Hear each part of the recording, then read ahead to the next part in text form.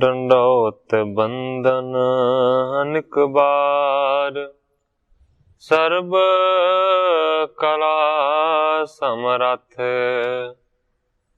ਡੋਲਣ ਤੇ ਰਾਖੋ ਪ੍ਰਭੂ, ਨਾਨਕ ਦੇ ਘਰ ਹੱਥ। ਗਿਆਨ ਅੰਜਨ ਗੁਰ ਦਿਆ, ਅਗਿਆਨ ਅੰਧੇਰ ਬਿਨਾਸ਼।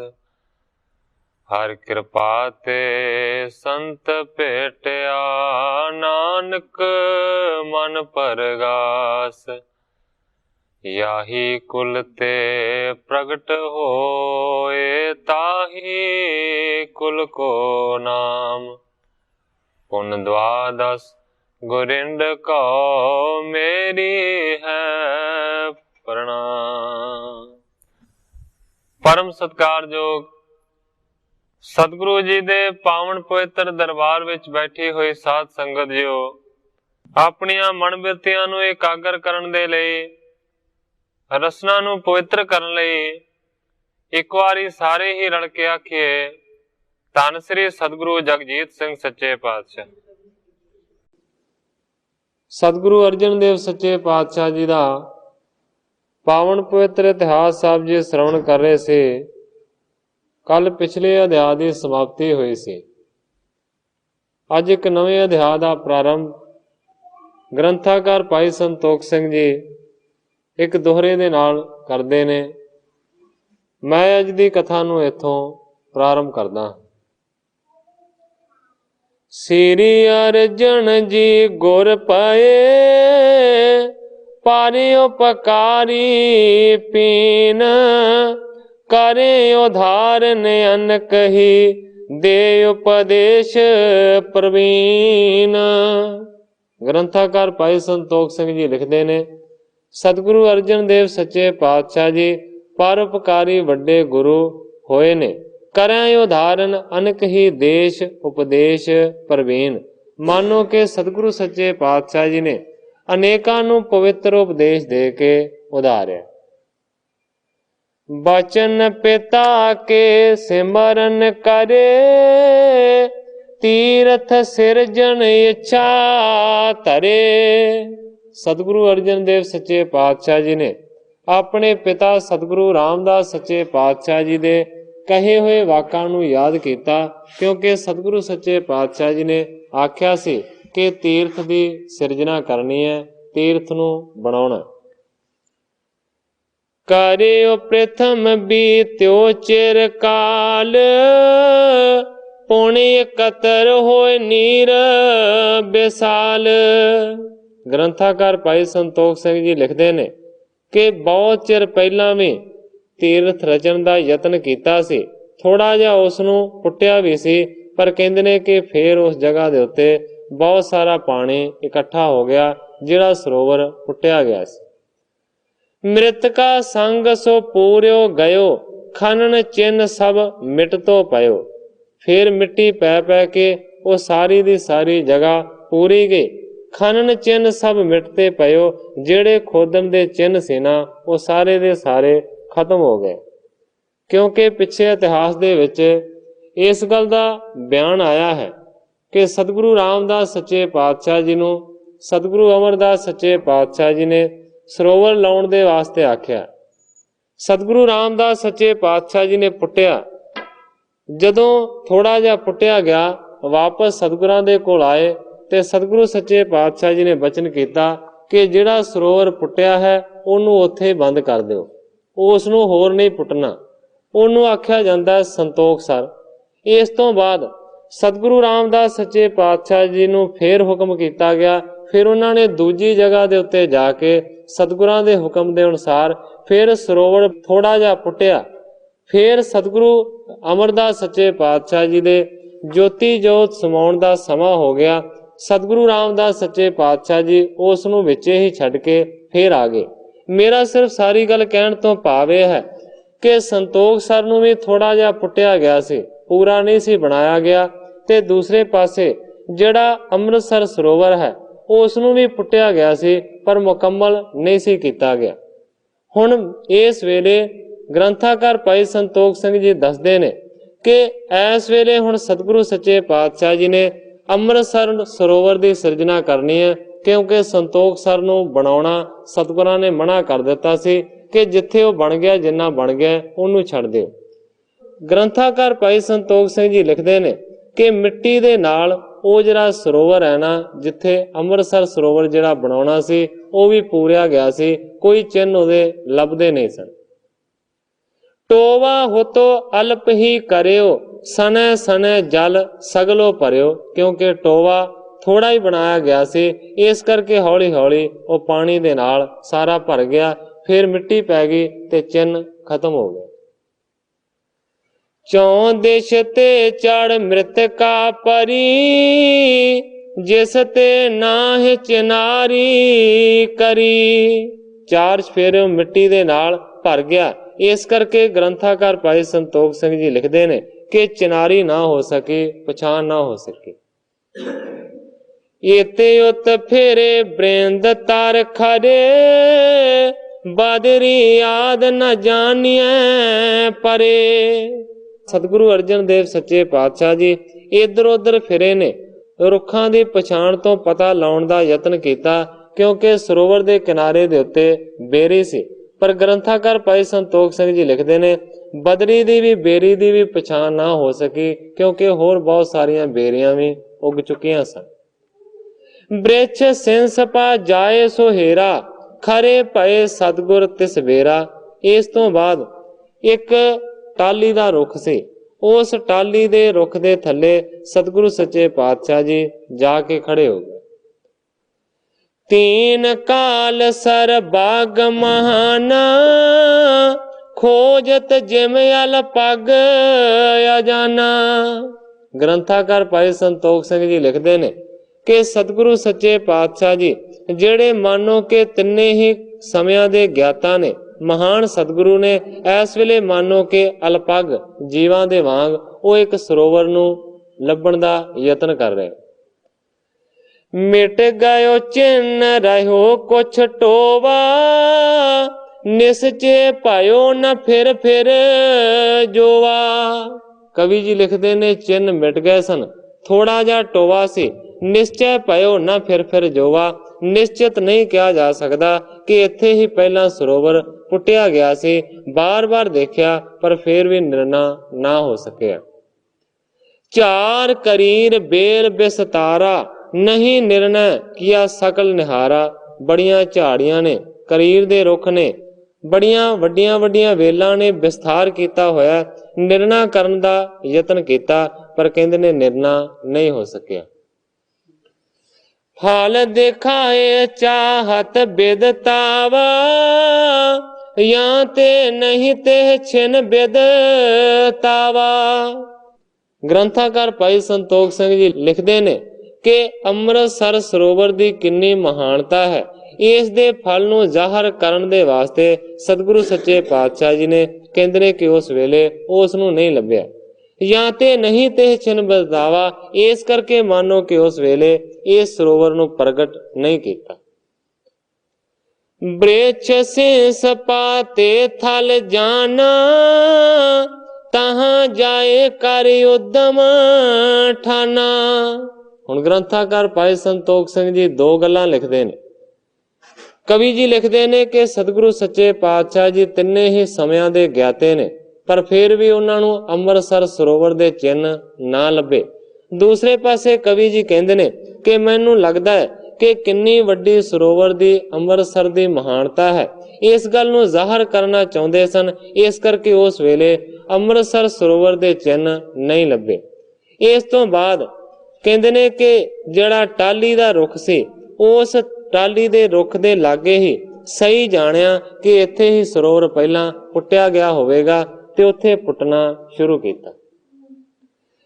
ਨਿਸਚੈ ਤਿਸ ਤੀਰਥ ਕੋ ਕਰਿਓ, ਸਵਣ ਸੰਗ ਸਤਿਗੁਰੂ ਉਚਰਿਓ। ਗ੍ਰੰਥਾਕਾਰ ਭਾਈ ਸੰਤੋਖ ਸਿੰਘ ਜੀ ਲਿਖਦੇ ਨੇ ਜਿੱਥੇ ਸਤਿਗੁਰੂ ਰਾਮਦਾਸ ਸੱਚੇ ਪਾਤਸ਼ਾਹ ਜੀ ਨੇ ਅੰਮ੍ਰਿਤਸਰ ਸਰੋਵਰ ਬਣਾਉਣ ਦੀ ਚਾਹ ਕੀਤੀ ਸੀ, ਥੋੜਾ ਪੁੱਟਿਆ ਸੀ, ਉਸ ਜਗ੍ਹਾ ਦੇ ਉੱਤੇ ਸਤਿਗੁਰੂ ਸੱਚੇ ਪਾਤਸ਼ਾਹ ਜੀ ਨਹੀਂ ਪਹੁੰਚੇ, ਨਹੀਂ ਲੱਭ ਸਕਿਆ, ਕਹਿੰਦੇ ਨੇ ਕਿ ਇੱਕ ਟਾਹਲੀ ਦੇ ਲਾਗੇ ਉਹਨਾਂ ਨੇ ਨਿਸ਼ਚਿਤ ਕੀਤਾ ਕਿ ਇੱਥੇ ਹੀ ਸਰੋਵਰ ਜਿਹੜਾ ਹੈ ਨਾ ਉਹ ਪਹਿਲਾਂ ਪੁੱਟਿਆ ਗਿਆ ਹੋਵੇਗਾ, ਇੱਥੇ ਹੀ ਰਚਨਾ ਹੈ। ਇਸ ਕਰਕੇ ਸਤਿਗੁਰੂ ਸੱਚੇ ਪਾਤਸ਼ਾਹ ਜੀ ਨੇ ਆਪਣੇ ਨਾਲ ਦੇ ਸੰਗੀਆਂ ਸਾਥੀਆਂ ਨੂੰ ਇੰਜ ਆਖਿਆ, ਗੁਰ ਆਗਿਆ ਤੇ ਪਿਤਾ ਹਮਾਰੇ ਆਏ ਸੋ ਸਰ ਕਰਵਾਏ ਸਕਾਰੇ। ਸਾਰਿਆਂ ਸਿੱਖਾਂ ਨੂੰ ਸਤਿਗੁਰੂ ਅਰਜਨ ਦੇਵ ਸੱਚੇ ਪਾਤਸ਼ਾਹ ਜੀ ਕਹਿੰਦੇ ਨੇ ਕਿ ਸਤਿਗੁਰੂ ਅਮਰਦਾਸ ਸੱਚੇ ਪਾਤਸ਼ਾਹ ਜੀ ਦੀ ਆਗਿਆ ਦੇ ਨਾਲ ਮੇਰੇ ਪਿਤਾ ਭਾਵ ਕੇ ਸਤਿਗੁਰੂ ਰਾਮਦਾਸ ਸੱਚੇ ਪਾਤਸ਼ਾਹ ਜੀ ਇੱਥੇ ਆਏ ਸਨ ਔਰ ਉਹਨਾਂ ਨੇ ਇਸ ਸਰੋਵਰ ਨੂੰ ਰਚਣ ਦਾ ਯਤਨ ਕੀਤਾ ਸੀ। ਇਹ ਤੋ ਬਿਦਤ ਚਿੰਨ ਲਖ ਪਈਅਤ ਖਾਣਿਓ ਕਿਤਕ ਯਾਰ ਤਰ ਦ੍ਰਿਸ਼ ਟਈਅਤ। ਸਤਿਗੁਰੂ ਅਰਜਨ ਦੇਵ ਸੱਚੇ ਪਾਤਸ਼ਾਹ ਜੀ ਕਹਿੰਦੇ ਨੇ, ਹੇ ਭਾਈ ਸਿੱਖੋ, ਦੇਖੋ ਇੱਥੇ ਕਾਫੀ ਜਗ੍ਹਾ ਡੂੰਘੀ ਹੈ ਔਰ ਲੱਗਦਾ ਹੈ ਕਿ ਇਸ ਜਗ੍ਹਾ ਦੇ ਉੱਤੇ ਪਹਿਲਾਂ ਕਿਸੇ ਨੇ ਸਰੋਵਰ ਬਣਾਉਣ ਦਾ ਯਤਨ ਕੀਤਾ ਹੈ, ਇਸ ਨੂੰ ਡੂੰਘਾ ਕੀਤਾ ਹੈ। ਇਸ ਕਰਕੇ ਸਾਰੇ ਜਿਹੜੇ ਚਿੰਨ ਨੇ ਉਹ ਦਿਖਾਈ ਦੇ ਰਹੇ ਨੇ। ਖਾਣਿਓ ਕਿਤਕ ਯਾਰ ਤਰ ਦ੍ਰਿਸ਼ਟਾਈ ਹੈ, ਕਹਿੰਦੇ ਨੇ ਕਿ ਕਾਫੀ ਸਾਰਾ ਖੋਦਿਆ ਜਾ ਚੁੱਕਾ ਹੈ ਔਰ ਇਹ ਸਾਰੇ ਚਿੰਨ ਦਿਸਦੇ ਨੇ। ਪਰ ਯਾਦ ਰੱਖਣ ਦੀ ਇਹ ਲੋੜ ਹੈ ਕਿ ਸੰਤੋਖ ਸਰ ਨੂੰ ਵੀ ਸਤਿਗੁਰੂ ਰਾਮਦਾਸ ਸੱਚੇ ਪਾਤਸ਼ਾਹ ਜੀ ਨੇ ਪੁੱਟਿਆ ਸੀ। ਹੁਣ ਇਹ ਜਗ੍ਹਾ ਸੰਤੋਖ ਸਰ ਦੀ ਹੈ, ਨਾ ਕਿ ਅੰਮ੍ਰਿਤਸਰ ਦੀ। ਇਮ ਸੁਣ ਸਭ ਨੇ ਕੀਨਸ ਨਿਰਨੇ ਆਪ ਜਥਾਰਥ ਕਰਿਓ ਬਰਨੇ। ਜਦੋਂ ਸਤਿਗੁਰਾਂ ਨੇ ਇਸ ਤਰ੍ਹਾਂ ਦਾ ਬਚਨ ਕੀਤਾ ਤੇ ਸਾਰਿਆਂ ਸਿੱਖਾਂ ਨੇ ਹੱਥ ਜੋੜ ਕੇ ਆਖਿਆ, ਸੱਚੇ ਪਾਤਸ਼ਾਹ ਤੁਸੀਂ ਜੋ ਵਰਣਨ ਕਰਦੇ ਹੋ ਉਹ ਯਥਾਰਥ ਹੈ, ਉਹ ਸੱਤ ਹੈ। ਟੋਵਾ ਖਾਣਿਓ ਸੋ ਪਰੈ ਦਿਸਾਈ ਤੁਮ ਤੇ ਕੌਣ ਲਖੈ ਅਦ ਕਾਈ। ਸਿੱਖਾਂ ਨੇ ਅਰਜ਼ ਕੀਤੀ, ਸੱਚੇ ਪਾਤਸ਼ਾਹ ਸਾਫ਼ ਸਾਫ਼ ਇਸ ਗੱਲ ਦੀ ਸ਼ਨਾਖਤ ਹੋ ਸਕਦੀ ਹੈ ਕਿ ਇੱਥੇ ਟੋਆ ਪੁੱਟਿਆ ਗਿਆ ਹੈ ਔਰ ਇਸ ਤੋਂ ਇਲਾਵਾ ਸੱਚੇ ਪਾਤਸ਼ਾਹ ਤੁਹਾਡੇ ਤੋਂ ਵਧੇਰੇ ਹੋਰ ਕੌਣ ਜਾਣ ਸਕਦਾ। ਇਹ ਮਨ ਸਚੈ ਕਰ ਲਗੇ ਖਨਾਵਨ ਗਣ ਮਜੂਰ ਸਿੱਖ ਕਰੇ ਲਗਾਵਨ। ਗ੍ਰੰਥਾਕਾਰ ਭਾਈ ਸੰਤੋਖ ਸਿੰਘ ਜੀ ਲਿਖਦੇ ਨੇ ਕਿ ਇਸ ਤਰੀਕੇ ਦੇ ਨਾਲ ਨਿਸ਼ਚਿਤ ਕਰਕੇ ਉਸ ਜਗ੍ਹਾ ਨੂੰ ਪੁੱਟਣਾ ਸ਼ੁਰੂ ਕੀਤਾ ਹੈ। ਬਹੁਤ ਸਾਰੇ ਮਜ਼ਦੂਰ ਲਗਾ ਦਿੱਤੇ ਗਏ। ਇਸ ਤੋਂ ਇਲਾਵਾ ਬਹੁਤ ਸਾਰੇ ਜਿਹੜੇ ਸਿੱਖ ਨੇ ਵੱਡੇ ਭਾਗਾਂ ਵਾਲੇ ਉਹ ਵੀ ਸੇਵਾ ਕਰਨ ਲੱਗੇ। ਬ੍ਰਿੰਦ ਖਨ ਸਿਰ ਮ੍ਰਿਤਕਾ ਧਾਰੈ ਲੈ ਕਰ ਵਹਿਰ ਜਾਏ ਤਟ ਡਾਰੈ। ਬਹੁਤ ਸਾਰੇ ਮਿੱਟੀ ਨੂੰ ਪੁੱਟਦੇ ਨੇ, ਬਹੁਤ ਸਾਰੇ ਟੋਕਰਿਆਂ ਦੇ ਵਿੱਚ ਭਰ ਕੇ ਸਿਰ ਤੇ ਚੁੱਕ ਕੇ ਲਿਆ ਕੇ ਬਾਹਰ ਮਿੱਟੀ ਨੂੰ ਸੁੱਟਦੇ। ਅਨ ਗਨ ਮਾਨਵ ਆਵਣ ਲਾਗੇ ਕਿਤੇ ਮਜੂਰ ਸਿੱਖ ਵੱਡ ਭਾਗੇ। ਅਣਗਿਣਤ ਹੀ ਜਿਹੜੇ ਮਨੁੱਖ ਨੇ ਉਹ ਸੇਵਾ ਦੇ ਵਾਸਤੇ ਆਉਣ ਲੱਗੇ ਨੇ, ਜਿਨ੍ਹਾਂ ਦੇ ਵਿੱਚ ਮਜ਼ਦੂਰ ਵੀ ਨੇ ਔਰ ਸਿੱਖ ਵੀ ਨੇ। ਏਮ ਦਿਨ ਪ੍ਰਤੀ ਸ੍ਰੀ ਅਰਜਨ ਨਾਥ ਲੈ ਕਰ ਸਿੱਖ ਸੰਗਤ ਕੋ ਸਾਥ। ਕਵੀ ਜੀ ਕਹਿੰਦੇ ਨੇ ਕਿ ਇਸ ਤਰੀਕੇ ਦੇ ਨਾਲ ਦਿਨ ਪ੍ਰਤੀ ਦਿਨ ਸਤਿਗੁਰੂ ਅਰਜਨ ਦੇਵ ਸੱਚੇ ਪਾਤਸ਼ਾਹ ਜੀ ਸੰਗਤ ਨੂੰ ਨਾਲ ਲੈ ਕੇ ਜਾਂਦੇ ਨੇ। ਜਹ ਕਹਤੇ ਬਹੁ ਕਰੇ ਬੁਲਾਵਨ ਗਣ ਮਜੂਰ ਜੁਤ ਕਰਤ ਖਨਾਵਣ। ਜਿੱਥੋਂ ਕਿੱਥੋਂ ਬਹੁਤੇ ਸਾਰਿਆਂ ਨੂੰ ਬੁਲਾਇਆ ਗਿਆ ਹੈ। ਇਸ ਤੋਂ ਇਲਾਵਾ ਮਜ਼ਦੂਰ ਵੀ ਬੁਲਾਏ ਗਏ ਨੇ ਸਰੋਵਰ ਨੂੰ ਪੁੱਟਣ ਦੇ ਵਾਸਤੇ। ਬੈਠੇ ਜਾਏ ਤਾਂਹ ਕੇ ਤੀਰ ਖੋਦੈ ਮਾਨਵ ਬਹੁ ਕੀ ਪੀਰ। ਰੋਜ਼ ਸਤਿਗੁਰੂ ਸੱਚੇ ਪਾਤਸ਼ਾਹ ਜੀ ਸਰੋਵਰ ਦੇ ਕਿਨਾਰੇ ਤੇ ਜਾ ਕੇ ਬੈਠ ਜਾਂਦੇ ਨੇ ਤੇ ਬਹੁਤ ਸਾਰੇ ਮਨੁੱਖਾਂ ਦੀ ਜਿਹੜੀ ਭੀੜ ਹੈ ਨਾ ਉਹ ਸਰੋਵਰ ਨੂੰ ਪੁੱਟਦੀ। ਇੱਕ ਖਨਨੀ ਗਹਿ ਖਨ ਸਥਲ ਕੋ ਏਕ ਨਿਕਾਸ ਭਾਖ ਚਲ ਕੋ। ਕਈ ਕਈਆਂ ਦੇ ਨਾਲ ਥੱਲਿਓਂ ਮਿੱਟੀ ਨੂੰ ਪੁੱਟਦੇ ਨੇ ਤੇ ਕਈ ਫਿਰ ਉਸ ਮਿੱਟੀ ਪੁੱਟੀ ਹੋਈ ਨੂੰ ਟੋਕਰਿਆਂ ਦੇ ਵਿੱਚ ਭਰ ਕੇ ਬਾਹਰ ਲਿਆ ਕੇ ਸੁੱਟਦੇ ਨੇ। ਭਾਖਾਂ ਚੱਲ ਚੱਲ ਔਰ ਇੱਕ ਦੂਜੇ ਨੂੰ ਕਹਿੰਦੇ ਨੇ ਚੱਲ ਚੱਲ। ਇਸ ਤਰੀਕੇ ਦੇ ਨਾਲ ਹੱਲਾ ਸ਼ੇਰੀ ਦੇ ਨਾਲ ਸੇਵਾ ਹੋ ਰਹੀ। ਤਾਰੈ ਪਾਵਨਾ ਕੇਤਕ ਆਵੈ ਤੀਰਥ ਖਨ ਤਥਾ ਫਲ ਪਾਵੈ। ਕਵੀ ਜੀ ਕਹਿੰਦੇ ਨੇ ਕਿ ਬਹੁਤ ਸਾਰੇ ਲੋਕ ਬੜੀ ਭਾਵਨਾ ਦੇ ਨਾਲ ਆਣ ਕੇ ਤੀਰਥ ਦੀ ਸੇਵਾ ਕਰਦੇ ਨੇ ਉਹ ਮੰਨਦੇ ਨੇ ਕਿ ਤੀਰਥ ਦੀ ਸੇਵਾ ਕਰਨ ਦਾ ਵੱਡਾ ਫਲ ਹੁੰਦਾ ਹੈ। ਕੇਤਕ ਸਿੱਖ ਆਪ ਚੱਲ ਆਏ, ਕੇਤਕ ਸ੍ਰੀ ਅਰਜਨ ਬੁਲਵਾਏ। ਗ੍ਰੰਥਾਕਾਰ ਭਾਈ ਸੰਤੋਖ ਸਿੰਘ ਜੀ ਲਿਖਦੇ ਨੇ ਕਿ ਬਹੁਤ ਸਾਰੇ ਸਿੱਖ ਤੇ ਆਪਣੇ ਆਪ ਹੀ ਸੇਵਾ ਦੇ ਵਾਸਤੇ ਆ ਗਏ, ਪਰ ਕਾਫੀ ਸਾਰਿਆਂ ਨੂੰ ਸਤਿਗੁਰੂ ਅਰਜਨ ਦੇਵ ਸੱਚੇ ਪਾਤਸ਼ਾਹ ਜੀ ਨੇ ਸੁਨੇਹੇ ਘੱਲ ਕੇ ਵੀ ਬੁਲਾਇਆ। ਭਾਈ ਜਹਾਂ ਕਹਿ ਪਸਰੀ ਗਾਥਾ, ਸੁਣ ਸੁਣ ਆਏ ਨਾਏ ਪਦ ਮਾਥਾ। ਸਰੋਵਰ ਬਣਨਾ ਸ਼ੁਰੂ ਹੋਇਆ ਹੈ। ਇਹ ਜਿਹੜੀ ਗੱਲ ਹੈ ਜਗ੍ਹਾ ਜਗ੍ਹਾ ਦੇ ਉੱਤੇ ਪਸਰ ਗਈ ਹੈ। ਇਸ ਕਰਕੇ ਸੁਣ ਸੁਣਾ ਕੇ ਬਹੁਤ ਸਾਰੇ ਲੋਕ ਆਉਂਦੇ ਨੇ, ਆਣ ਕੇ ਸੇਵਾ ਕਰਦੇ ਨੇ ਤੇ ਸਤਿਗੁਰਾਂ ਦੇ ਚਰਨਾਂ ਦੇ ਉੱਤੇ ਨਮਸਕਾਰ ਕਰਦੇ। ਮਹਾ ਚੌਪਤੇ ਕਾਰ ਨਿਕਾਰ, ਸਿਮਰ ਨਾਮ ਬਿਗਣ ਕੋ ਟਾਰੈ। ਬੜੀ ਵੱਡੀ ਚੌਂਪ ਦੇ ਨਾਲ, ਵੱਡੀ ਖੁਸ਼ੀ ਦੇ ਨਾਲ ਸੇਵਾ ਕਰਦੇ ਨੇ। ਸਿਮਰੈ ਨਾਮ ਬਿਗਣ ਕੋ ਟਾਰੈ। ਔਰ ਇਸ ਤੋਂ ਇਲਾਵਾ ਨਾਮ ਦਾ ਜਾਪ ਕੀਤਾ ਜਾਂਦਾ ਹੈ, ਜਿਸ ਦੇ ਨਾਲ ਸਾਰੇ ਦੇ ਸਾਰੇ ਵਿਘਨ ਦੂਰ ਹੁੰਦੇ।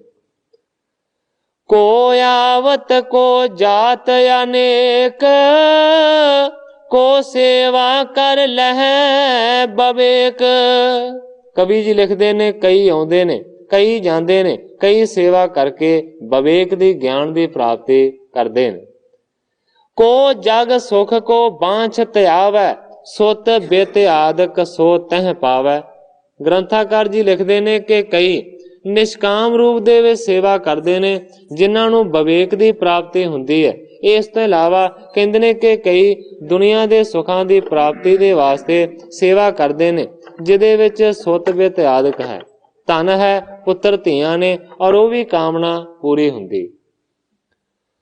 ਪ੍ਰਾਤ ਹੋਤ ਲੈ ਸੰਗ ਸਵਨ ਕੋ, ਸਗਰ ਦਿਨ ਮੈਂ ਕਰੈ ਖਨਨ ਕੋ। ਸਵੇਰ ਹੋਣ ਦੇ ਨਾਲ ਹੀ ਸਾਰਿਆਂ ਨੂੰ ਨਾਲ ਲੈ ਕੇ ਗੁਰੂ ਜੀ ਚਲੇ ਜਾਂਦੇ ਨੇ ਤੇ ਸਾਰਾ ਦਿਨ ਇਸੇ ਤਰੀਕੇ ਦੇ ਨਾਲ ਕਾਰ ਸੇਵਾ ਹੁੰਦੀ।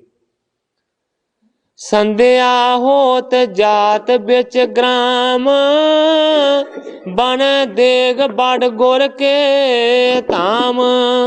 ਸ਼ਾਮਾਂ ਦੇ ਵੇਲੇ ਪਿੰਡ ਦੇ ਵਿੱਚ ਵਾਪਸ ਆ ਜਾਂਦੇ ਨੇ।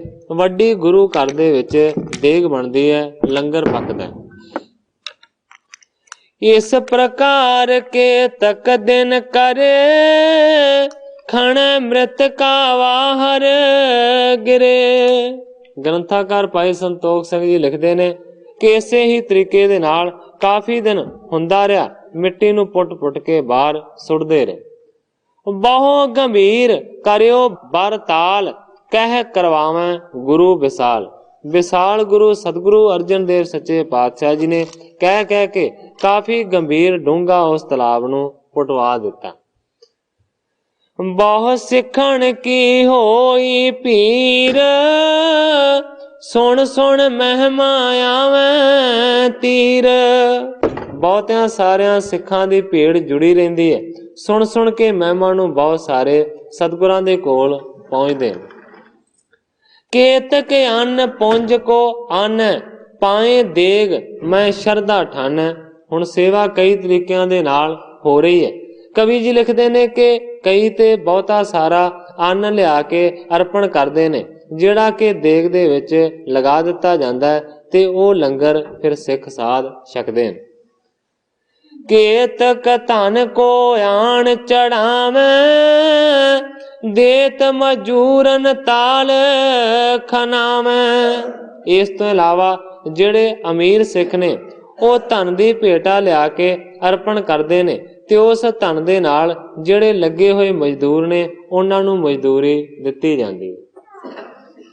ਕੇਤਕ ਆਪ ਆਏ ਤਹਿ ਰਹਿ, ਕਰੇ ਕਾਰ ਸਤਿਗੁਰ ਜਿਮ ਚਾਹੈ। ਇਸ ਤੋਂ ਇਲਾਵਾ ਕਈ ਸਿੱਖ ਆਪ ਆਣ ਕੇ ਉੱਥੇ ਰਹਿੰਦੇ ਨੇ, ਸੇਵਾ ਕਰਦੇ ਨੇ, ਜਿਸ ਤਰ੍ਹਾਂ ਸਤਿਗੁਰੂ ਜੀ ਹੁਕਮ ਕਰਦੇ ਨੇ ਉਵੇਂ ਕਰਦੇ ਨੇ। ਕੇਤਕ ਕਰਤੇ ਅੰਨ ਸੁਆਨ, ਆਪਣੋ ਖਾਏ ਕਾਰ ਸੋ ਠਨ। ਕਈ ਤੇ ਜਿਹੜੇ ਲੱਗੇ ਹੋਏ ਸਿੱਖ ਨੇ ਉਹ ਤੇ ਗੁਰੂ ਘਰ ਦੇ ਵਿੱਚੋਂ ਪ੍ਰਸ਼ਾਦਾ ਛਕਦੇ ਨੇ, ਪਰ ਕਵੀ ਜੀ ਲਿਖਦੇ ਨੇ ਕਿ ਕਈ ਐਸੇ ਸਿੱਖ ਨੇ ਜਿਹੜੇ ਸੇਵਾ ਤੇ ਆਣ ਕੇ ਗੁਰੂ ਘਰ ਦੇ ਵਿੱਚ ਕਰਦੇ ਨੇ, ਪਰ ਫਿਰ ਵੀ ਆਪਣੇ ਘਰੋਂ ਲਿਆਂਦਾ ਹੋਇਆ ਜਿਹੜਾ ਅੰਨ ਹੈ ਉਸ ਨੂੰ ਵੱਖਰੇ ਰੂਪ ਦੇ ਵਿੱਚ ਬਣਾ ਕੇ ਛਕਦੇ ਨੇ, ਉਹ ਲੰਗਰ ਦੇ ਵਿੱਚੋਂ ਵੀ ਨਹੀਂ ਛਕਦੇ। ਕਿਤ ਕਦੇ ਗਤੇ ਭੋਜਨ ਖਾਏ, ਸਭ ਦਿਨ ਸਰ ਕੀ ਕਾਰ ਕਮਾਏ। ਕਈ ਲੰਗਰ ਦੇ ਵਿੱਚੋਂ ਦੇਗ ਦੇ ਵਿੱਚੋਂ ਭੋਜਨ ਖਾਂਦੇ ਨੇ, ਪਰ ਸਾਰਾ ਦਿਨ ਸਤਿਗੁਰਾਂ ਦੇ ਹੁਕਮ ਦੇ ਅਨੁਸਾਰ ਸਰੋਵਰ ਦੀ ਸੇਵਾ ਦੇ ਵਿੱਚ ਜੁਟੇ ਰਹਿੰਦੇ। ਕੋ ਨਿਸ਼ਕਾਮ ਰਹਿ ਗੁਰ ਪਾਸ, ਕੋ ਸਕਾਮ ਠਨ ਅਰਦਾਸ। ਕਈ ਸਿੱਖ ਨਿਸ਼ਕਾਮੀ ਨੇ, ਜਿਹੜੇ ਕਿ ਸਤਿਗੁਰਾਂ ਦੇ ਕੋਲ ਰਹਿੰਦੇ ਨੇ, ਜਿਨ੍ਹਾਂ ਦੇ ਮਨ ਦੇ ਵਿੱਚ ਕੋਈ ਵੀ ਕਾਮਨਾ ਨਹੀਂ। ਪਰ ਇਸ ਤੋਂ ਇਲਾਵਾ ਕਈ ਸਾਰੇ ਸਿੱਖ ਐਸੇ ਨੇ ਜਿਹੜੇ ਕਿ ਸਕਾਮੀ ਨੇ, ਉਹਨਾਂ ਦੇ ਮਨ ਦੇ ਵਿੱਚ ਕਿਸੇ ਪ੍ਰਕਾਰ ਦੀਆਂ ਅਰਜ਼ਾਂ ਨੇ, ਅਰਦਾਸਾਂ ਨੇ, ਔਰ ਉਹ ਕਹਿੰਦੇ ਨੇ ਕਿ ਆਪਣੇ ਮਨ ਦੀਆਂ ਮੰਗਾਂ ਨੂੰ ਪੂਰੀਆਂ ਕਰਨ ਦੇ ਵਾਸਤੇ ਅਰਦਾਸਾਂ ਵੀ ਕਰਦੇ ਨੇ। ਮਹਿਦ ਕਾਜ ਸਰ ਕਰ ਬੇਕੇਰਾ, ਸ੍ਰੀ ਅਰਜਨ ਮਨ ਲਖੈ ਬਡੇਰਾ। ਮਹਿਦ ਕਾਜ ਹੈ, ਬਹੁਤ ਵੱਡਾ ਕੰਮ ਹੈ ਇਹ ਸਰੋਵਰ ਨੂੰ ਬਣਾਉਣਾ, ਤੇ ਸਤਿਗੁਰੂ ਅਰਜਨ ਦੇਵ ਸੱਚੇ ਪਾਤਸ਼ਾਹ ਜੀ ਬਹੁਤ ਤਰ੍ਹਾਂ ਦੀਆਂ ਸੋਚਾਂ ਇਸ ਬਾਰੇ ਸੋਚਦੇ ਨੇ। ਕਿਤੇ ਬਰਖ ਮੈਂ ਹੋਵਣ ਹਾਰਾ, ਪਾਕੈ ਈਂਟਾਂ ਚਲ ਹੈ ਕਾਰਾ। ਸਤਿਗੁਰੂ ਅਰਜਨ ਦੇਵ ਸੱਚੇ ਪਾਤਸ਼ਾਹ ਜੀ ਮਨ ਦੇ ਵਿੱਚ ਵਿਚਾਰਦੇ ਨੇ ਕਿ ਬਹੁਤੇ ਸਾਰਿਆਂ ਵਰਿਆਂ ਦੇ ਵਿੱਚ ਪੂਰਾ ਹੋਣ ਵਾਲਾ ਕੰਮ ਹੈ। ਇਸ ਤੋਂ ਇਲਾਵਾ ਬਹੁਤ ਸਾਰੀਆਂ ਪੱਕੀਆਂ ਇੱਟਾਂ ਦੀ ਲੋੜ ਪਵੇਗੀ ਤਾਂ ਹੀ ਇਹ ਮੁਕੰਮਲ ਹੋਵੇਗਾ। ਅਨਕ ਪਜਾਵੇ ਲਾਗੈ ਜਬੈ, ਤਬ ਕਾਰਜ ਬਣ ਸਕੈ ਸਭੈ। ਸਤਿਗੁਰੂ ਜੀ ਸੋਚਦੇ ਨੇ ਕਿ ਬਹੁਤ ਸਾਰਾ ਕੰਮ ਅਜੇ ਹੋਣ ਵਾਲਾ ਹੈ। ਕਹਿੰਦੇ ਨੇ ਕਿ ਬਹੁਤ ਸਾਰੇ ਪਜਾਵੇ ਜਿਹੜੇ ਆਵੇ ਨੇ ਇੱਟਾਂ ਦੇ, ਉਹ ਲਗਾਏ ਜਾਣਗੇ, ਫਿਰ ਇੱਟਾਂ ਪੱਕਣਗੀਆਂ ਤੇ ਫਿਰ ਸਾਰਾ ਕਾਰਜ ਨੇਪਰੇ ਚੜੇਗਾ। ਬ੍ਰਿੰਦ ਕੋ ਲਾਲ ਬਸੈ ਜਬ ਆਈ, ਲਾਏ ਪਜਾਵੇ ਲੇਹ ਪਕਾਈ। ਗੁਰੂ ਜੀ ਕਹਿੰਦੇ ਨੇ ਕਿ ਬ੍ਰਿੰਦ ਕਲਾਲ ਆਉਣਗੇ, ਘੁਮਿਆਰ ਬਹੁਤ ਸਾਰੇ ਆਉਣਗੇ, ਜਿਹੜੇ ਕਿ ਇੱਥੇ ਆਣ ਕੇ ਆਪਣਾ ਡੇਰਾ ਲਾਉਣਗੇ, ਫਿਰ ਉਹ ਆਵਿਆਂ ਨੂੰ ਬਣਾਉਣਗੇ, ਫਿਰ ਇੱਟਾਂ ਪਕਾ ਕੇ ਬਣਾਈਆਂ ਜਾਣਗੀਆਂ ਤੇ ਫਿਰ ਸਰੋਵਰ ਦੇ ਉੱਤੇ ਲਾਈਆਂ ਜਾਣਗੀਆਂ। ਸਰਬ ਪ੍ਰਕਾਰ ਚਿਤੈ ਚਿਤ ਮਾਹੀ, ਜਿਮ ਤੜਾਗ ਤੂਰਨ ਹੋਏ ਜਾਹੀ। ਗ੍ਰੰਥਾਕਾਰ ਭਾਈ ਸੰਤੋਖ ਸਿੰਘ ਜੀ ਲਿਖਦੇ ਨੇ ਕਿ ਸਾਰੇ ਤਰੀਕਿਆਂ ਦੇ ਨਾਲ ਗੁਰੂ ਜੀ ਇਹ ਚਿਤਵਨਾ ਕਰਦੇ ਨੇ ਕਿ ਜਿਹੜੇ ਤਰੀਕੇ ਦੇ ਨਾਲ ਇਹ ਜੋ ਤੜਾਗ ਹੈ, ਇਹ ਜੋ ਸਰੋਵਰ ਹੈ, ਉਹ ਪੂਰਾ ਹੋਵੇ। ਸ੍ਰੀ ਗੋਰੇ ਅਮਰਦਾਸ ਕੀ ਆਇਸ, ਪਿਤਾ ਹਮਾਰੇ ਕੋ ਫੁਰਮਾਇਸ। ਸੋਚਦੇ ਨੇ ਕਿ ਸਤਿਗੁਰੂ ਅਮਰਦਾਸ ਸੱਚੇ ਪਾਤਸ਼ਾਹ ਜੀ ਦਾ ਹੁਕਮ ਹੋਇਆ ਸੀ ਮੇਰੇ ਪਿਤਾ ਸਤਿਗੁਰੂ ਰਾਮਦਾਸ ਨੂੰ, ਤਾਲ ਕਰੋ ਚਾਹੋ ਕੌਣ ਬੇਸਾਲ, ਹੋਏ ਪਾਕੋ ਈਂਟਣ ਲੱਗ ਜਾਲ। ਸਤਿਗੁਰੂ ਰਾਮਦਾਸ ਸੱਚੇ ਪਾਤਸ਼ਾਹ ਜੀ ਨੂੰ ਸਤਿਗੁਰੂ ਅਮਰਦਾਸ ਸੱਚੇ ਪਾਤਸ਼ਾਹ ਜੀ ਨੇ ਹੁਕਮ ਕੀਤਾ ਸੀ ਕਿ ਐਸਾ ਸਰੋਵਰ ਬਣਾਉਣਾ ਹੈ ਚੌਂ ਕੋਣਿਆਂ ਵਾਲਾ, ਤੇ ਉਹਦੀਆਂ ਜਿਹੜੀਆਂ ਪੌੜੀਆਂ ਨੇ ਉਹਦੇ ਉੱਤੇ ਪੱਕੀਆਂ ਇੱਟਾਂ ਲਗਾਈਆਂ ਜਾਣ। ਤਥਾ ਪਿਤਾ ਨੇ ਮੋਕੋ ਕਹਿਓ, ਟਹਿਲ ਤਾਲ ਕੀ ਮੈਂ ਥਿਤ ਚਾਹਿਓ।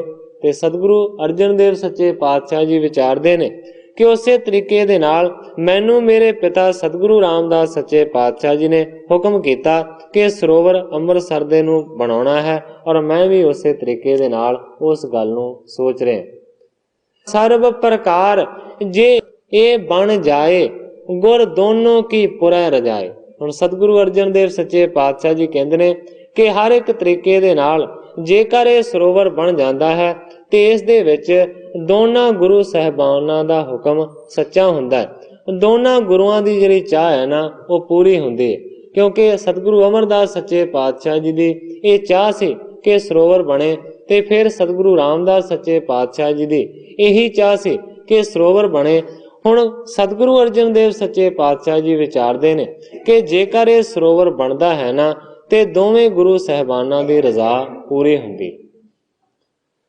ਸਿਮਰ ਸਿਮਰ ਬਚ ਪੂਰਬ ਗੁਰ ਕੇ, ਸਭ ਕਾਰਜ ਕਰਵਾਵੇਂ ਸਰ ਕੇ।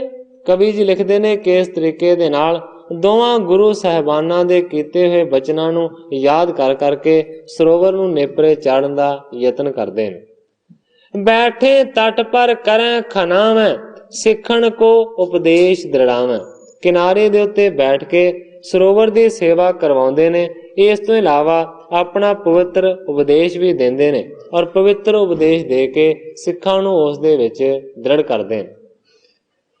ਸਭ ਗੁਰ ਕਰੈ ਕਾਮਨਾ ਪੂਰੀ, ਵਿੱਚ ਪਰਲੋਕ ਲਹੋ ਗਤ ਰੂਰੀ। ਸੇਵਾ ਕਰਨ ਵਾਲਿਆਂ ਨੂੰ ਸਤਿਗੁਰੂ ਅਰਜਨ ਦੇਵ ਸੱਚੇ ਪਾਤਸ਼ਾਹ ਜੀ ਕਹਿੰਦੇ ਨੇ ਕਿ ਸਤਿਗੁਰੂ ਸੱਚੇ ਪਾਤਸ਼ਾਹ ਜੀ ਤੁਹਾਡੀਆਂ ਸਾਰੀਆਂ ਕਾਮਨਾਵਾਂ ਨੂੰ ਪੂਰੀਆਂ ਕਰਨਗੇ ਔਰ ਪ੍ਰਲੋਕ ਦੇ ਵਿੱਚ ਵੀ ਤੁਹਾਨੂੰ ਚੰਗੀ ਗਤੀ ਦੀ ਪ੍ਰਾਪਤੀ ਹੋਵੇਗੀ। ਬੀਤੇ ਕੇਤਕ ਮਾਸ ਖਨਾਵਤ, ਸਰ ਸੇਵਾ ਕੋ ਅਦਕ ਜਨਾਵਤ। ਕਵੀ ਜੀ ਲਿਖਦੇ ਨੇ ਕਿ ਇਸੇ ਤਰ੍ਹਾਂ ਕਰਦਿਆਂ ਕਰਦਿਆਂ ਬਹੁਤ ਸਾਰੇ ਮਹੀਨੇ ਬਤੀਤ ਹੋ ਗਏ ਨੇ। ਸਤਿਗੁਰੂ ਸੱਚੇ ਪਾਤਸ਼ਾਹ ਜੀ ਨੇ ਸਰੋਵਰ ਦੀ ਸੇਵਾ ਕਰਨ ਦਾ ਬਹੁਤ ਵੱਡਾ ਮਹਾਤਮ ਦੱਸਿਆ। ਨਿਤ ਪ੍ਰਤੀਕਾਰ ਅਦਕ ਹੀ ਹੋਏ, ਕਰ ਚਿਤ ਚੌਂਪ ਖਨੈ ਸਭ ਕੋਏ। ਨਿੱਤਾ ਪ੍ਰਤੀ ਕਵੀ ਜੀ ਕਹਿੰਦੇ ਨੇ ਕਿ ਬਹੁਤ ਜ਼ਿਆਦਾ ਸੇਵਾ ਹੁੰਦੀ ਹੈ। ਚੌਂਪ ਦੇ ਨਾਲ, ਖੁਸ਼ੀ ਦੇ ਨਾਲ ਸਾਰੇ ਦੇ ਸਾਰੇ ਸਰੋਵਰ ਦੀ ਸੇਵਾ ਕਰਦੇ। ਬੜ ਗੰਭੀਰ ਭਾਇਓ ਤਬ ਖਣਤੇ, ਬ੍ਰਿੰਦ ਗਿਰਾਵੈ ਮ੍ਰਿਤਕਾ ਅਣਤੇ। ਇਸੇ ਤਰ੍ਹਾਂ ਕਰਦਿਆਂ ਕਰਦਿਆਂ ਕਾਫੀ ਡੂੰਘਾ ਗੰਭੀਰ ਸਰੋਵਰ ਨੂੰ ਪੁੱਟ ਦਿੱਤਾ ਗਿਆ। ਬਹੁਤ ਸਾਰੀ ਮਿੱਟੀ ਬਾਹਰ ਲਿਆ ਕੇ ਰੱਖੀ। ਜਬ ਖਨ ਕੇ ਨਮਰੀ ਬਹੁ ਕਰਿਓ, ਬ੍ਰਤਲਾ ਕ੍ਰਿਤ ਮਠ ਜਾਣਿਓ ਪਰਿਓ। ਗ੍ਰੰਥਾਕਾਰ ਭਾਈ ਸੰਤੋਖ ਸਿੰਘ ਜੀ ਲਿਖਦੇ ਨੇ ਕਿ ਜਦੋਂ ਬਹੁਤਾ ਹੀ ਜ਼ਿਆਦਾ ਡੂੰਘਾ ਕਰ ਦਿੱਤਾ ਗਿਆ ਤੇ ਥੱਲੇ ਕੀ ਦੇਖਦੇ ਨੇ? ਬ੍ਰਤਲਾ ਕ੍ਰਿਤ ਮਠ ਜਾਣਿਓ ਪਰਿਓ, ਭਾਵ ਕਿ ਗੋਲ ਆਕਾਰ ਦਾ ਇੱਕ ਥੱਲੇ ਮਠ ਨਜ਼ਰੀ ਪਿਆ। ਦੌਰ ਦੌਰ ਗੁਰ ਪਾਸ ਉਚਾਰੈ, ਇੱਕ ਮਠ ਨਿਕਸਿਓ ਲੋਕ ਨਿਹਾਰੈ।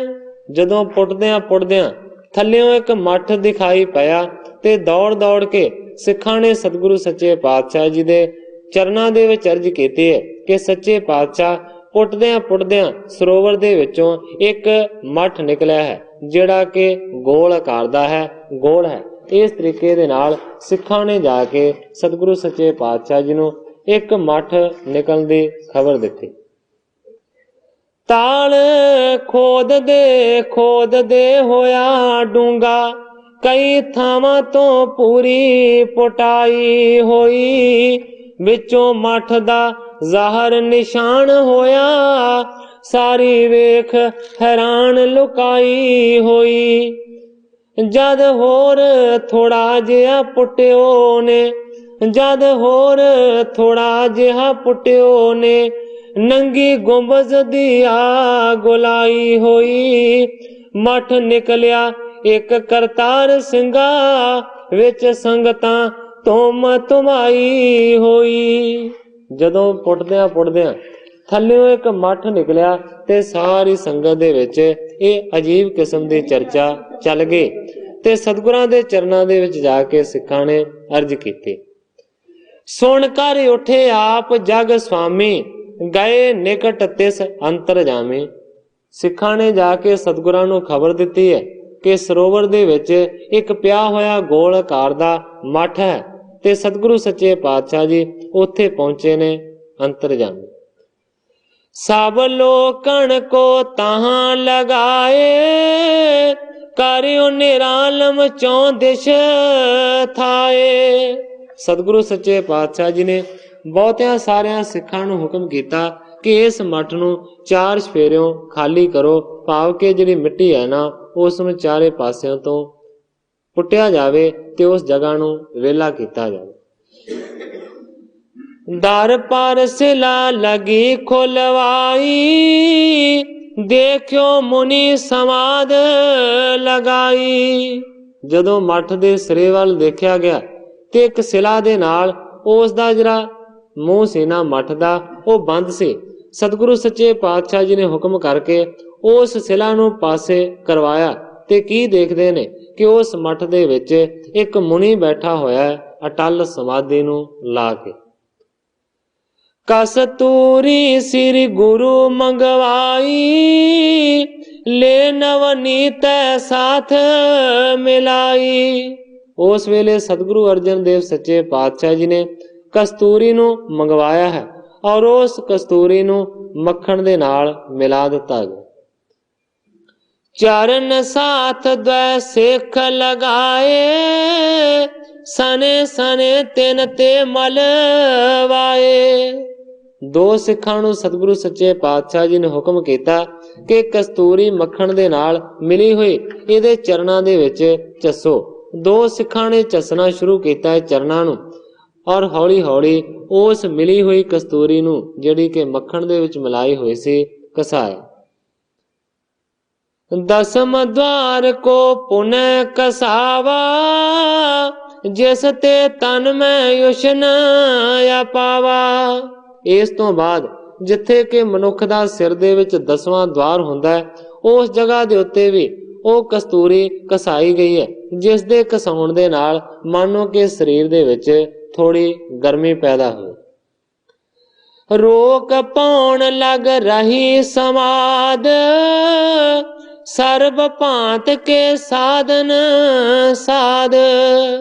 मानो कि उसने पाउण नूं अपने श्वासां नूं रोक के रखिया होया सी। 10वें द्वार दे विच हर एक तरीके दे नाल साधना साध के चेतनता तन में होए आई, बैठे बरख बिते समुदाई।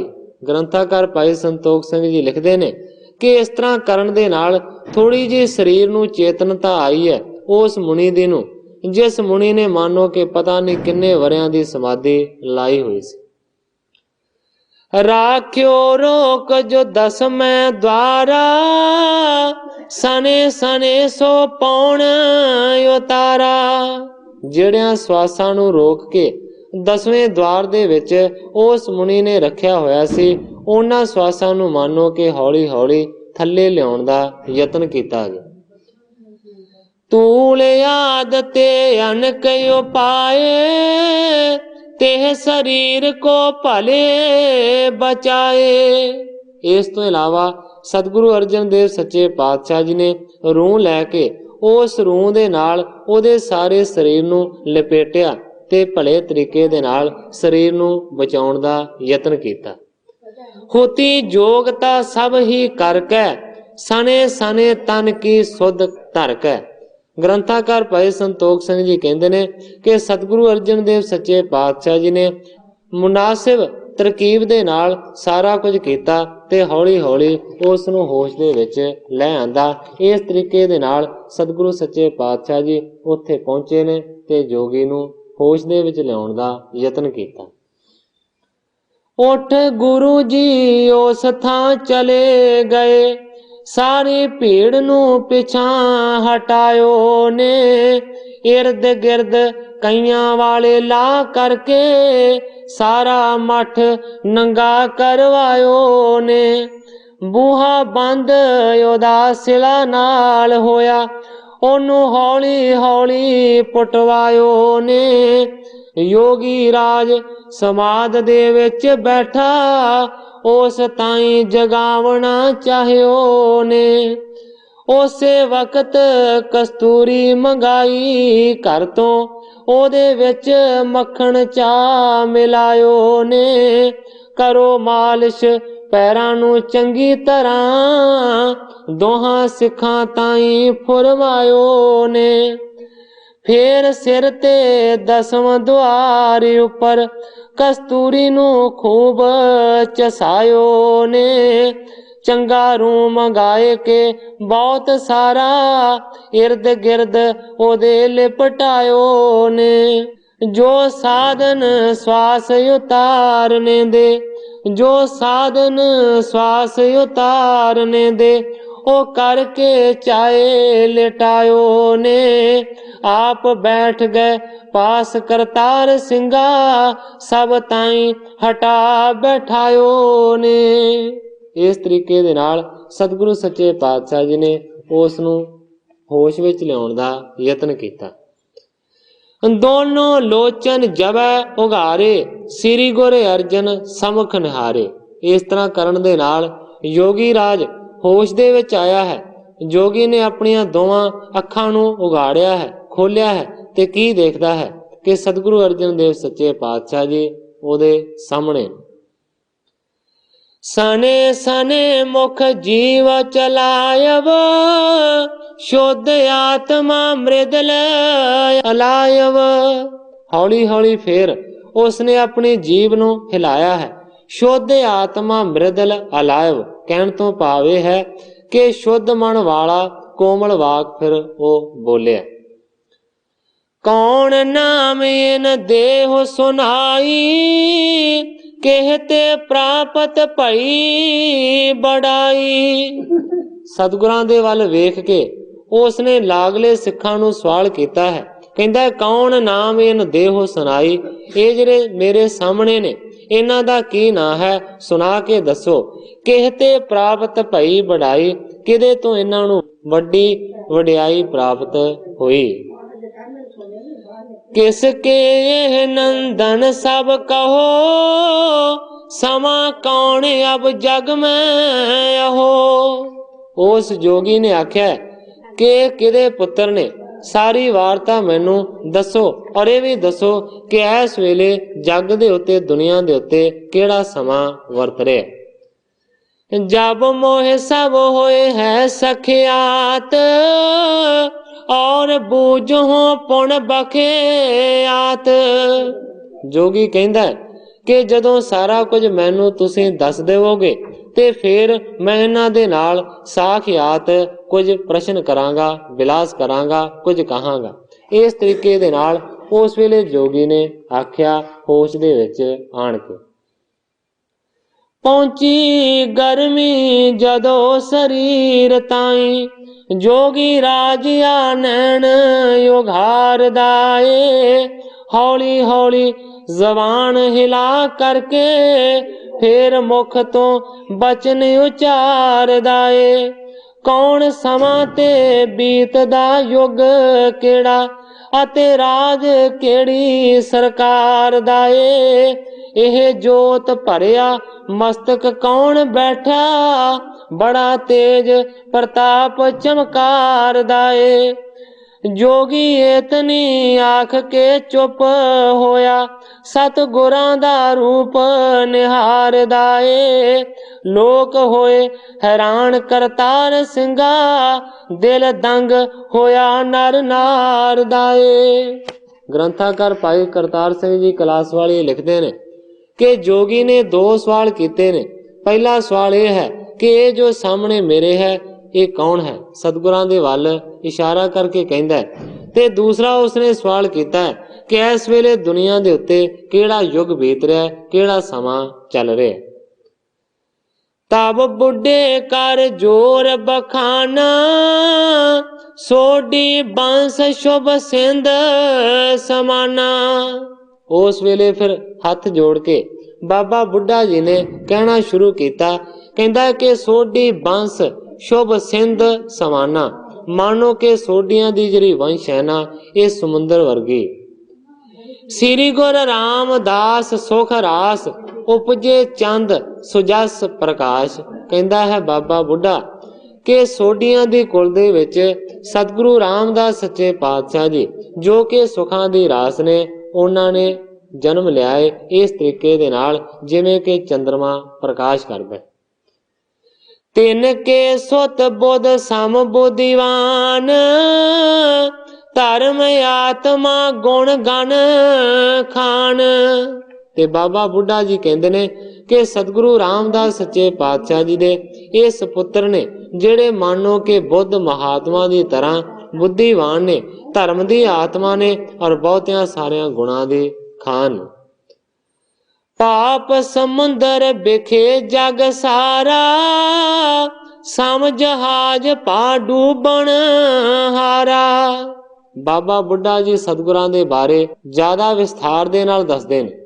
कहंदे ने कि दुनिया जिहड़ी है ना वो पापां दा एक वड्डा समुंदर है, और कहंदे ने कि दुनिया जिहड़ी है ना वो मानो कि एक जहाज, वो जहाज है जिहड़ा कि समुंदर दे विच डुब रिहा होवे। ਭਏ ਦੀਪ ਸਮ ਨਰ ਤਨ ਧਰਿਓ, ਭਵ ਸਾਗਰੇ ਜਿਨ ਚਾਂਦਨ ਕਰਿਓ। ਤੇ ਸਤਿਗੁਰੂ ਸੱਚੇ ਪਾਤਸ਼ਾਹ ਜੀ ਮਾਨੋ ਕਿ ਸਮੁੰਦਰ ਦੇ ਵਿੱਚ ਇੱਕ ਦੀਪ ਦੇ ਵਾਂਗ, ਇੱਕ ਟਾਪੂ ਦੇ ਵਾਂਗ ਪ੍ਰਗਟ ਹੋਏ ਨੇ। ਸਾਗਰੇ ਭਵ ਜਿਨ ਚਾਂਦਨ ਕਰਿਓ, ਸਾਰੇ ਜਗ ਦੇ ਉੱਤੇ ਮਾਨੋ ਕਿ ਇਹਨਾਂ ਨੇ ਚਾਨਣਾ ਕੀਤਾ ਹੈ, ਪ੍ਰਕਾਸ਼ ਕੀਤਾ ਹੈ। ਸ੍ਰੀ ਗੁਰ ਨਾਨਕ ਨਾਮ ਅਨੂਪਾ, ਸਰਬ ਜੋਤ ਕੀ ਜੋਤ ਸਰੂਪਾ। ਬਾਬਾ ਬੁੱਢਾ ਜੀ ਕਹਿੰਦੇ ਨੇ ਕਿ ਸਤਿਗੁਰੂ ਨਾਨਕ ਦੇਵ ਸੱਚੇ ਪਾਤਸ਼ਾਹ ਜੀ ਜਿਨ੍ਹਾਂ ਦੇ ਨਾਮ ਦੀ ਉਪਮਾ ਨਹੀਂ ਹੋ ਸਕਦੀ, ਸਰਬ ਜੋਤ ਕੀ ਜੋਤ ਸਰੂਪਾ, ਜਿਹੜੇ ਸਤਿਗੁਰੂ ਨਾਨਕ ਦੇਵ ਸੱਚੇ ਪਾਤਸ਼ਾਹ ਜੀ ਸਾਰੀਆਂ ਹੀ ਜੋਤੀਆਂ ਦੇ ਜੋਤ ਸਰੂਪ ਸਨ। ਵਾਹਿਗੁਰੂ ਸਿੱਖਣ ਉਪਦੇਸ਼ਾ, ਲਾਖੋਂ ਮੋਖ ਦੀਨ ਅਕਲੇਸ਼ਾ। ਸਤਿਗੁਰੂ ਨਾਨਕ ਦੇਵ ਸੱਚੇ ਪਾਤਸ਼ਾਹ ਜੀ ਨੇ ਵਾਹਿਗੁਰੂ ਦੇ ਨਾਮ ਦਾ ਉਪਦੇਸ਼ ਦਿੱਤਾ ਤੇ ਲੱਖਾਂ ਨੂੰ ਮਾਨੋ ਕਿ ਕਲੇਸ਼ਾਂ ਤੋਂ ਰਹਿਤ ਕਰਕੇ ਮੋਕਸ਼ ਦੀ ਪ੍ਰਾਪਤੀ ਕਰਵਾਈ। ਸਰਬ ਜਗਤ ਮੈਂ ਜਸ ਬਿਸਤਾਰਾ, ਪ੍ਰਿਥੀ ਡੋਲਤ ਕੋ ਭਾਰ ਨਿਵਾਰਾ। ਬਾਬਾ ਬੁੱਢਾ ਜੀ ਵਿਸਥਾਰ ਦੇ ਨਾਲ ਦੱਸਦੇ ਨੇ ਕਿ ਸਤਿਗੁਰੂ ਨਾਨਕ ਦੇਵ ਸੱਚੇ ਪਾਤਸ਼ਾਹ ਜੀ ਨੇ ਮਾਨੋ ਕਿ ਇਸ ਤਰੀਕੇ ਦੇ ਨਾਲ ਜਗ ਦੇ ਉੱਤੇ ਆਪਣੇ ਜਸ ਦਾ ਵਿਸਥਾਰ ਕੀਤਾ। ਡੋਲ ਰਹੀ ਸੀ ਧਰਤੀ, ਜਿਹੜੇ ਪਾਪਾਂ ਦੇ ਬੋਝ ਦੇ ਨਾਲ ਉਸ ਦੇ ਭਾਰ ਨੂੰ ਨਿਵਾਰਿਆ, ਦੂਰ ਕੀਤਾ। ਤਿੰਨ ਤੇ ਲਈ ਗਰਵ ਵਡਿਆਈ, ਗੁਰ ਅੰਗਦ ਬੈਠੇ ਗੁਰਿਆਈ। ਬਾਬਾ ਬੁੱਢਾ ਜੀ ਕਹਿੰਦੇ ਨੇ ਫਿਰ ਸਤਿਗੁਰੂ ਨਾਨਕ ਦੇਵ ਸੱਚੇ ਪਾਤਸ਼ਾਹ ਜੀ ਤੋਂ ਇਹ ਜਿਹੜੀ ਵੱਡੀ ਵਡਿਆਈ ਹੈ ਉਹ ਸਤਿਗੁਰੂ ਅੰਗਦ ਦੇਵ ਸੱਚੇ ਪਾਤਸ਼ਾਹ ਜੀ ਨੇ ਪ੍ਰਾਪਤ ਕੀਤੀ। ਅਜਰ ਜਰਨ ਜਿਨ ਕੇ ਨਾ ਸਮਾਨ, ਸਿੱਖ ਉਧਾਰੇ ਬਿਦਤ ਜਹਾਨਾ। ਮਾਨੋ ਕਿ ਸੱਚੇ ਪਾਤਸ਼ਾਹ ਜੀ ਦੇ ਵਿੱਚ ਅਜਰ ਸ਼ਕਤੀਆਂ ਨੂੰ ਜਰਨ ਦੀ ਬਹੁਤ ਵੱਡੀ ਸ਼ਕਤੀ ਸੀ। ਸਤਿਗੁਰੂ ਅੰਗਦ ਦੇਵ ਸੱਚੇ ਪਾਤਸ਼ਾਹ ਜੀ ਨੇ ਮਾਨੋ ਕਿ ਬਹੁਤਿਆਂ ਸਾਰਿਆਂ ਸਿੱਖਾਂ ਨੂੰ ਉਪਦੇਸ਼ ਦੇ ਕੇ ਉਹਨਾਂ ਦਾ ਪਾਰ ਉਤਾਰਾ ਕੀਤਾ। ਸ੍ਰੀ ਗੁਰ ਅਮਰਦਾਸ ਤਿਨ ਪਾਛੇ, ਬੈਠੇ ਗੁਰ ਗਾਦੀ ਪਰ ਆਛੇ। ਇਸ ਤੋਂ ਬਾਅਦ ਸਤਿਗੁਰੂ ਅਮਰਦਾਸ ਸੱਚੇ ਪਾਤਸ਼ਾਹ ਜੀ ਉਹਨਾਂ ਦੀ ਗੁਰਿਆਈ ਦੇ ਉੱਤੇ ਬੈਠੇ। ਸਕਲ ਜਗਤ ਮੈਂ ਭਗਤ ਦ੍ਰਿੜਾਈ, ਅਨਕ ਨਰਨ ਕੋ ਦਈ ਬੜਾਈ।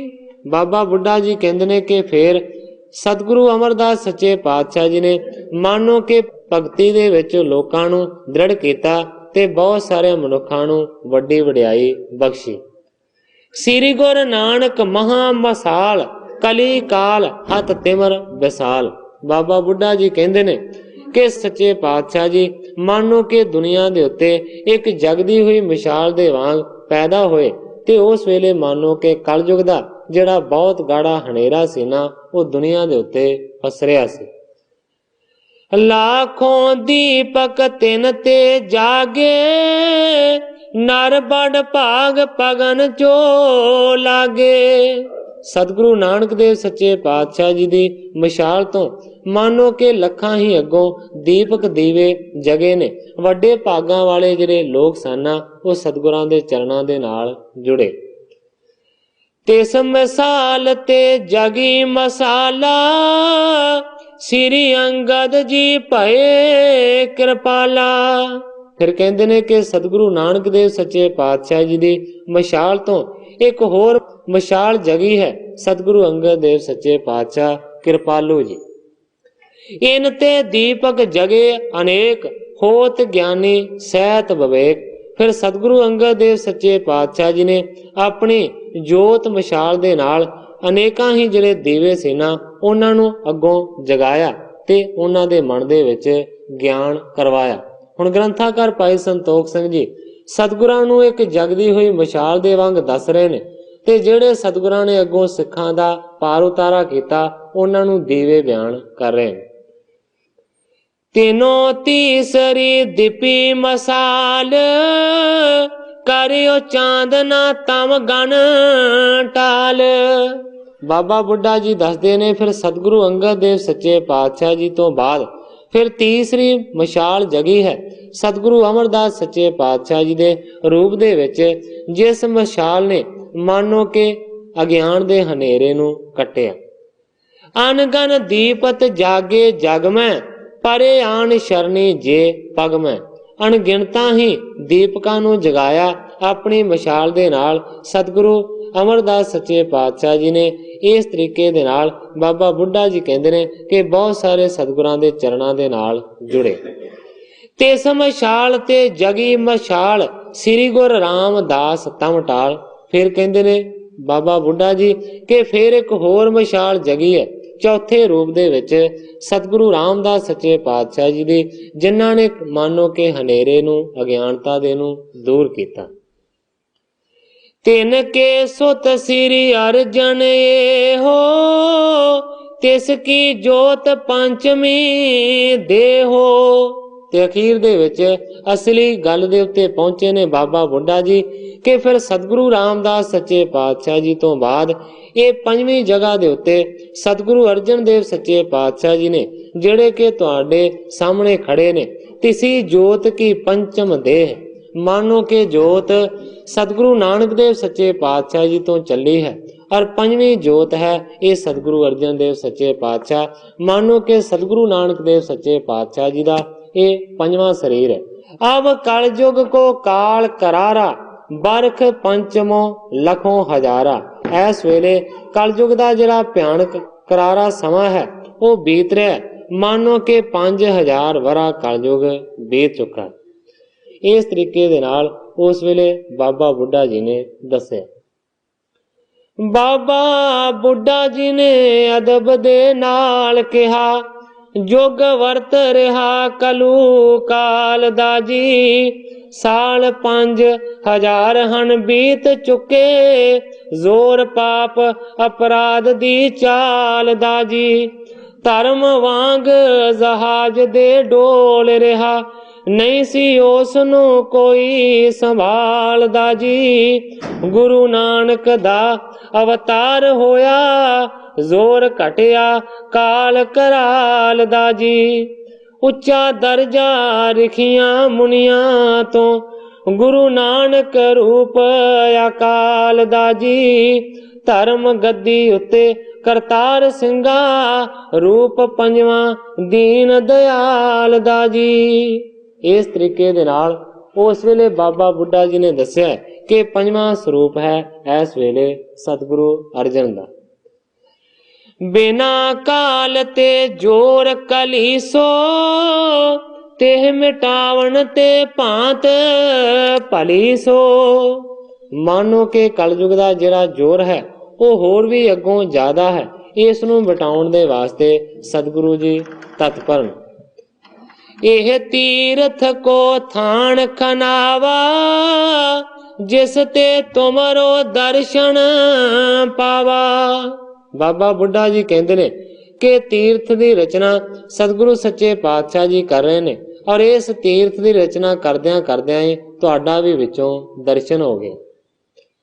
अपन प्रसंग सुनावो अबै, बिस्मे चाहत सुनबो सबै। बाबा बुढ़ा जी ने आख्या कि असीं ते अपने बारे दस दिता है, हुण तुसीं अपना जिहड़ा प्रसंग है ना वो सारिआं नूं सुनावो, क्योंकि सारे दे सारे हैरानी दी दशा दे विच ने और तुहाडी भी वारता नूं सुनना चाहुंदे ने। इस तरीके दे नाल उस वेले उन्हां ने आखे। श्री नानक दी गुर गद्दी उपर शोभा, पंजवें गुरु जी हन पा रहे ने। सोडी बंस अवतंस अवतार पूरे, पार संगतां ताईं लंघा रहे ने। कड जियां नूं वहम पखंड विचों, वाहिगुरु दा जाप जपा रहे ने। कलू काल दे विच महान तीरथ, भारी उद्यम कर बनवा रहे ने। साखियात ओ सामने हैं बैठे, साखियात ओ सामने हैं बैठे। दर्शन आप दे ताई दिखा रहे ने। दसो अपना पता करतार सिंगा, सतगुरु जी मुखों फरमा रहे ने। बाबा बुढ़ा जी ने आख्या कि साक्षात तुहाडे सामने ਪੰਜਵੀਂ ਜਗ੍ਹਾ ਦੇ ਉੱਤੇ ਸਤਿਗੁਰੂ ਨਾਨਕ ਦੇਵ ਸੱਚੇ ਪਾਤਸ਼ਾਹ ਜੀ ਇਹ ਸਤਿਗੁਰੂ ਅਰਜਨ ਦੇ ਰੂਪ ਦੇ ਵਿੱਚ ਬੈਠੇ ਹੋਏ ਨੇ। ਤੁਸੀਂ ਹੁਣ ਆਪਣੇ ਬਾਰੇ ਦੱਸੋ ਕਿ ਤੁਸੀਂ ਇੱਥੇ ਕਿਸ ਤਰੀਕੇ ਦੇ ਨਾਲ ਹੋ। ਇਸ ਤਰੀਕੇ ਦੇ ਨਾਲ ਬਾਬਾ ਬੁੱਢਾ ਜੀ ਨੇ ਉਸ ਵੇਲੇ ਉਹ ਜਿਹੜਾ ਜੋਗੀ ਮੱਠ ਦੇ ਵਿੱਚ ਹੈ ਉਸ ਨੂੰ ਸਵਾਲ ਕੀਤਾ ਹੈ। ਕਿਸ ਤਰੀਕੇ ਦੇ ਨਾਲ ਜੋਗੀ ਆਪਣੀ ਵਾਰਤਾ ਨੂੰ ਸੁਣਾਏਗਾ। ਜਿਸ ਤਰ੍ਹਾਂ ਗ੍ਰੰਥਾਕਾਰ ਭਾਈ ਸੰਤੋਖ ਸਿੰਘ ਜੀ ਇਸ ਕਥਾ ਨੂੰ ਅੱਗੇ ਬਿਆਨ ਕਰਨਗੇ, ਮੈਂ ਉਸੇ ਤਰ੍ਹਾਂ ਸਾਧ ਸੰਗਤ ਦੇ ਸਨਮੁਖ ਅਰਜ਼ ਕਰਾਂਗਾ, ਕਿਉਂਕਿ ਸਮੇਂ ਦੀ ਸਮਾਪਤੀ ਹੈ। ਜਿਸ ਤਰ੍ਹਾਂ ਕੱਲ ਨੂੰ ਸਤਿਗੁਰਾਂ ਦੀ ਰਜ਼ਾ ਹੋਵੇਗੀ ਉਸੇ ਤਰ੍ਹਾਂ ਵਰਤੇਗੀ। ਅੱਜ ਇੰਨੀਆਂ ਹੀ ਅਰਜ਼ਾਂ ਕਰਦਾ ਹੋਇਆ ਮੈਂ ਇੱਥੇ ਹੀ ਕਥਾ ਨੂੰ ਵਿਸਰਾਮ ਦੇ ਕੇ ਸਾਰੀ ਸਾਧ ਸੰਗਤ ਤੋਂ ਖਿਮਾ ਦਾ ਜਾਚਾਂ।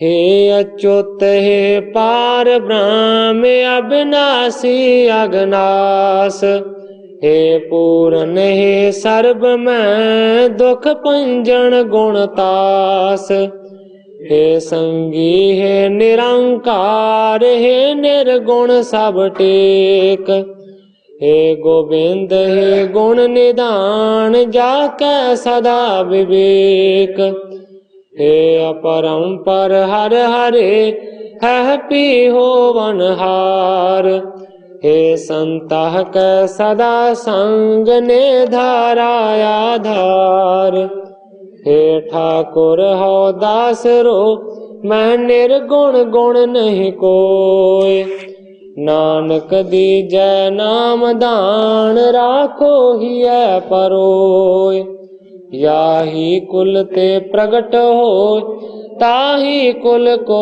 नाम, पुन द्वादश गोरिंद को मेरी है प्रणाम।